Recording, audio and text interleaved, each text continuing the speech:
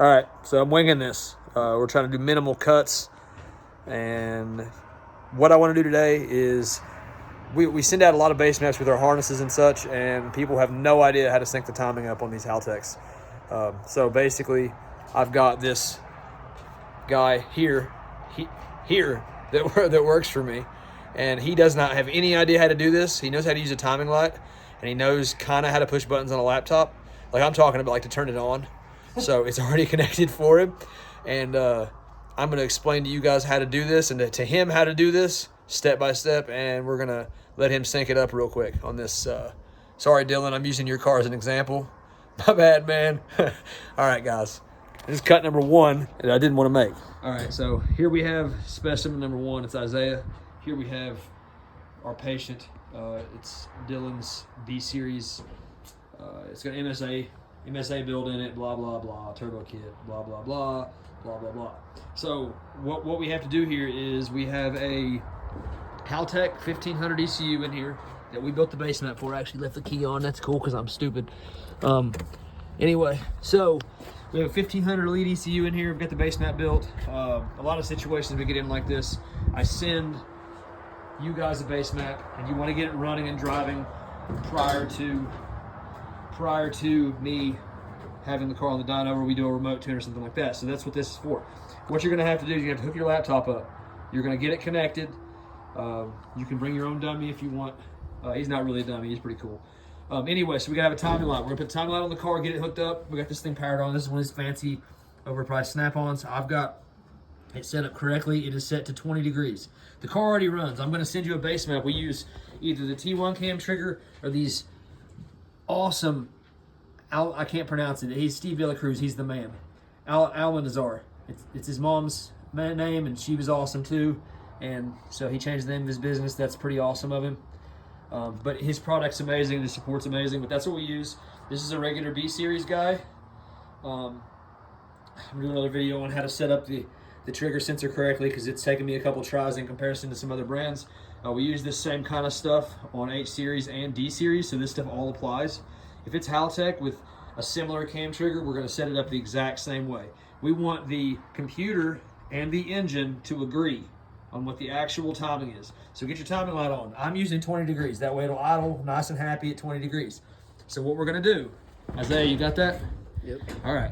So what we're going to do, actually, while we're out here, what we're still going to point out is we don't have a lower timing cover on this thing, so I'm not going to use that. It's on a stock pulley. A lot of people have a timing cover with an ATI on it, so it's a little closer. You might have a pointer that you added. Speed Factory makes one of those. We sell those. You also have the cam. So we're syncing this up on cylinder number 1. That means we can use the TDC marks on the cam. So you got your line there, and you got your line there. See those? You're going to make those line up. You're going to make those line up. Not right now. We're not going to do it. We're not doing it mechanically. We're doing it electronically. So the car is going to be idling, and we're going to change the numbers in the computer to make those things line up. Okay? So right now, you can look over my shoulder a little bit. Garage is dirty. You guys avoid that because time. So we got my handy-dandy 20-year-old tough book here.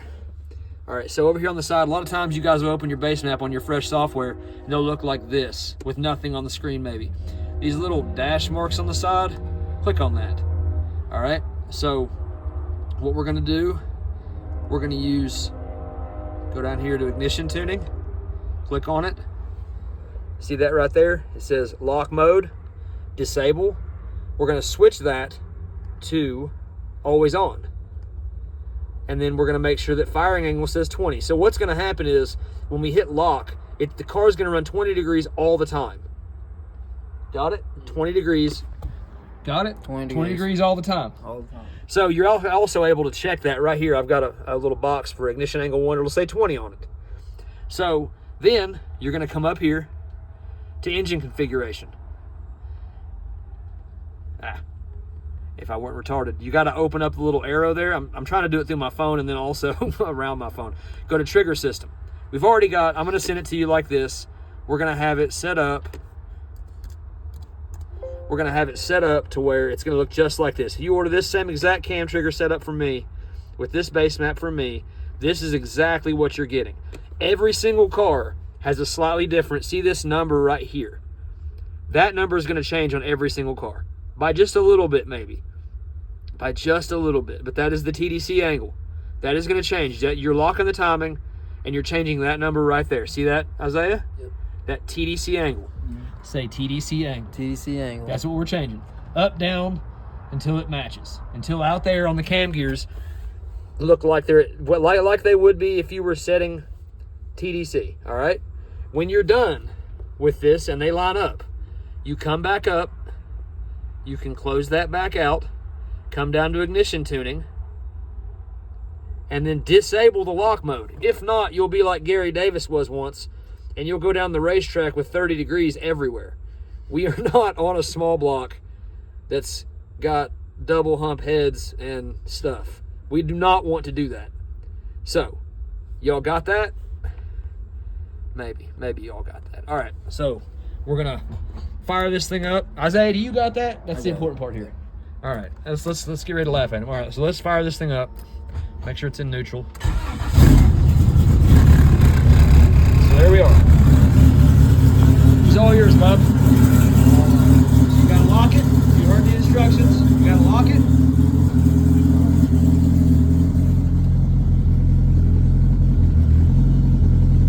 It's already there. Ignition tuning. Oh, right here. Yep. Go over there. Just locks disabled. Enable it always on.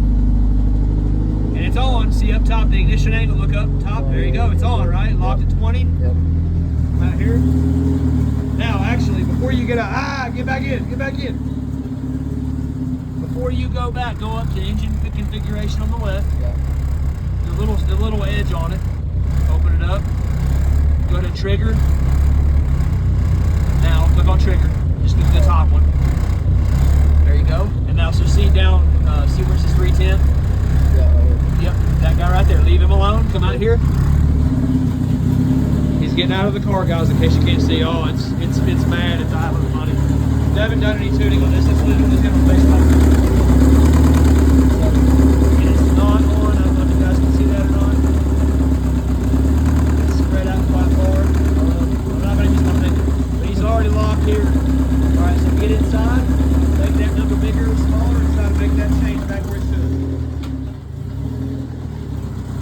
Give it a little bump here. It sounds pissed. Doesn't matter what the RPM is at, it's locked. So just guess, go think about like 5 or 10 at a time at most. 5 or 10. Yeah, I'd go 10. 10? Go up, yeah, just to see if you're going the right direction. No. There you go. What number are you putting in there? 320. Okay, now hit enter. Now you hear the car's idle change a little bit? Yeah. Get out there and check it again. You gotta go back and forth a few times and make this work. Getting close. That's closer, so you went the right way. Sometimes you go the wrong way. Sometimes you put it in the wrong hole. And you gotta redo it. So now, since it's close, Yeah. you wanna go 5 or you wanna go 10? What are you at right now? You went from 310 to 320. So that's 10 degrees. So 5. Well, So you go wherever you want to go. You're the boss this time. Got it? What'd you go to that time? 323. All right.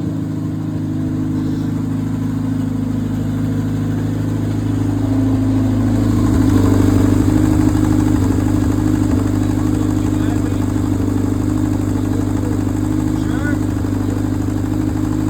All right. That's what you say. Go in there and unlock it.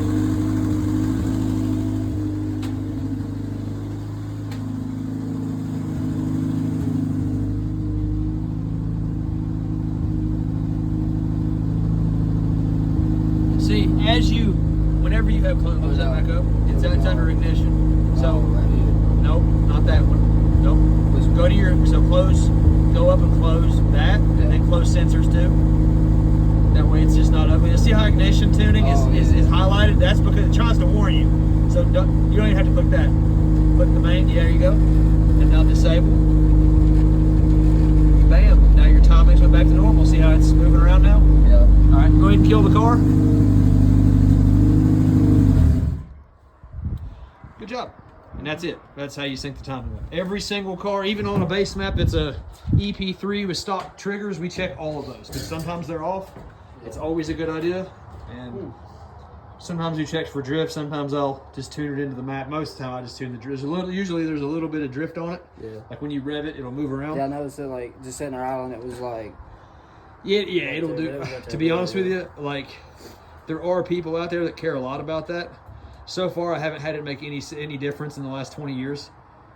Yeah, I mean it's tuned into the map. Like we're gonna tune it well enough, and it's not gonna matter. So, yeah. But that's it, guys. That's as simple as it is. You have to do that because what was at that time? It started out at 310, and it went to 323. So that's 13 degrees there. That's a decent bit of change. And if I change the base map to 323 for the next car, it won't matter because I'll have to reshoot it again. It'll be way different. Yeah. So, did you learn anything? Yeah. All right, good. Let's hope everybody else did too. See you guys later. Like and subscribe and all that other crap. Tell them, Isaiah. Like and subscribe.